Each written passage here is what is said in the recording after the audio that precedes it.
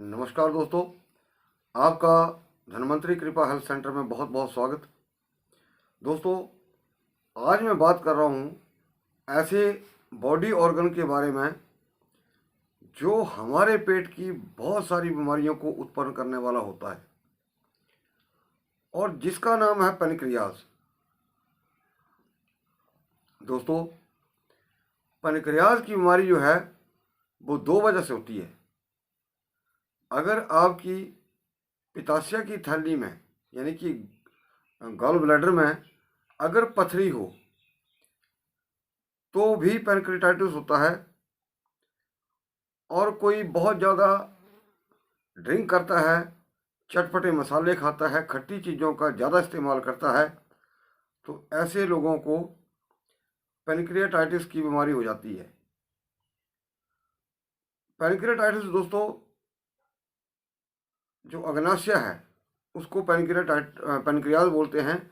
और जब अग्नाशय में सोजिश हो जाती है तो उसे अग्नाशय शोथ बोलते हैं और इंग्लिश में पैनक्रियाटाइटिस कहते हैं।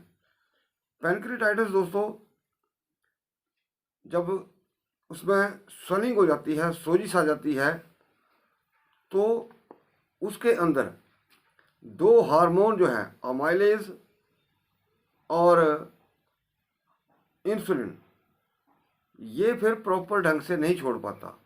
लेकिन इसके अंदर भेद ये है कि अगर आपका जो पैनक्रियाज का पतला सिरा होता है वो एसिड को कंट्रोल करता है और जो मोटा सिरा है, जो मोटे वाला भाग है, वो इंसुलिन हार्मोन को सिक्रीट करता है।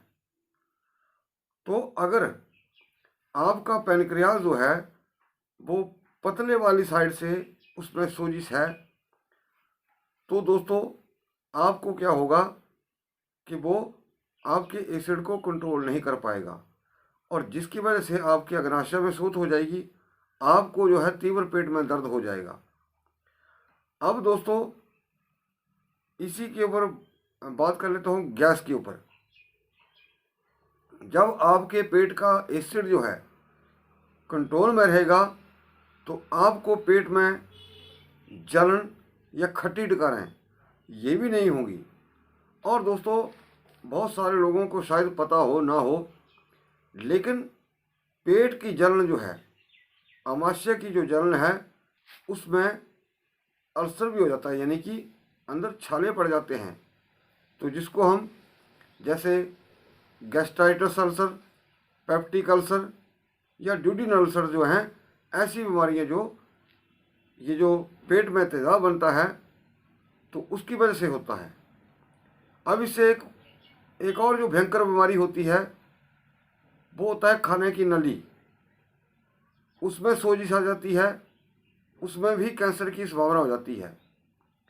और खाने की नली का कैंसर जो है दोस्तों, जैसे आपके खट्टा कड़वा पानी जो है बहुत बनता है पेट के अंदर, तो उसकी वजह से जैसे वो या जलन रहती है, वो खट्टा पानी जो ऊपर की ओर चढ़ जाता है और जिसकी वजह से हमारी खाने की नली भी खराब होती है, क्योंकि वो तेजाब ही होता है एक किस्म का।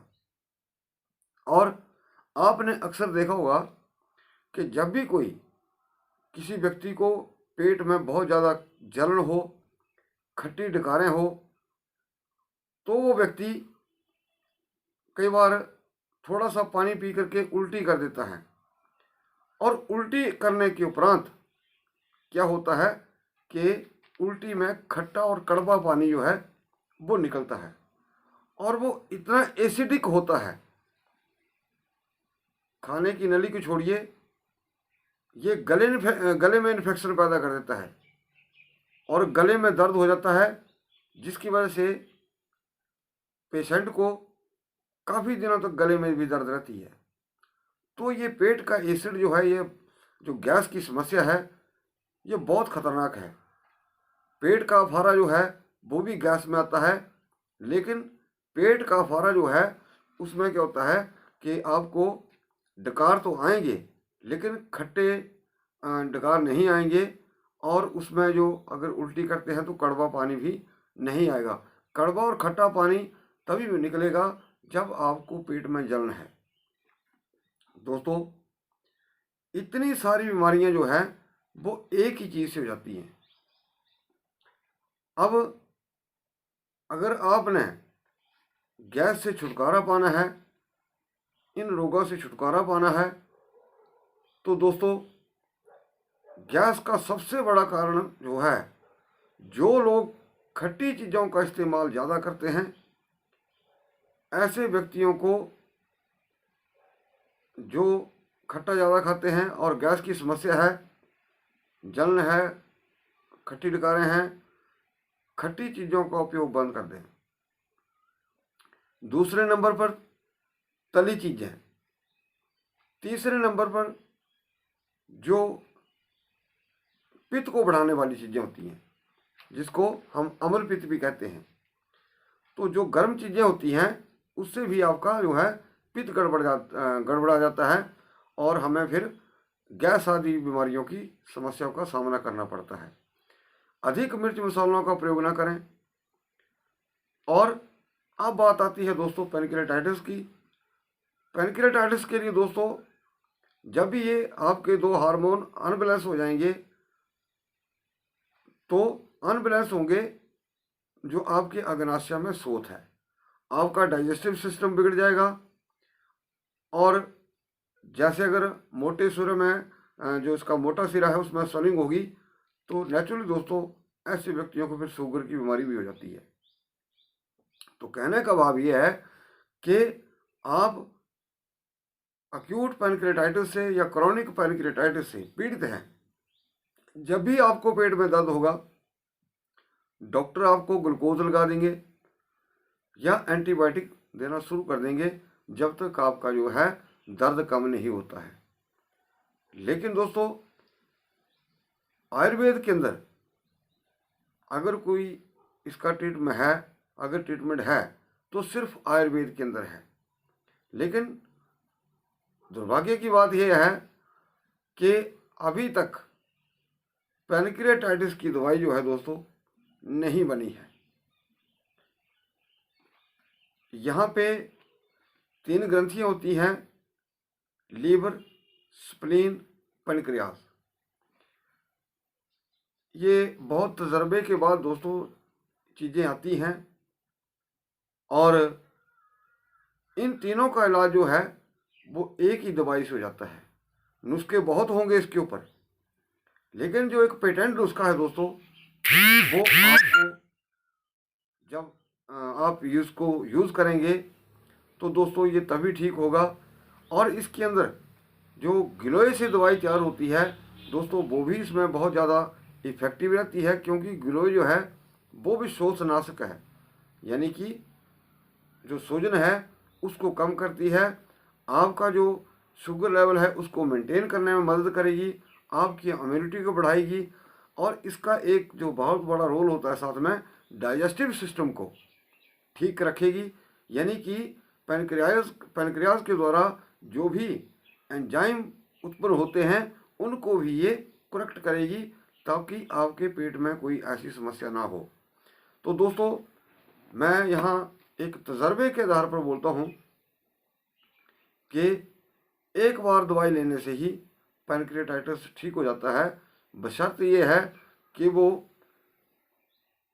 जिस किसी व्यक्ति को भी पैनक्रेटाइटिस है दूध का प्रयोग ना करें, बायबादी वाली चीज़ों का प्रयोग ना करें, हरे पत्तेदार सब्जी जैसे साग पालक हो गया उसका प्रयोग ना करें।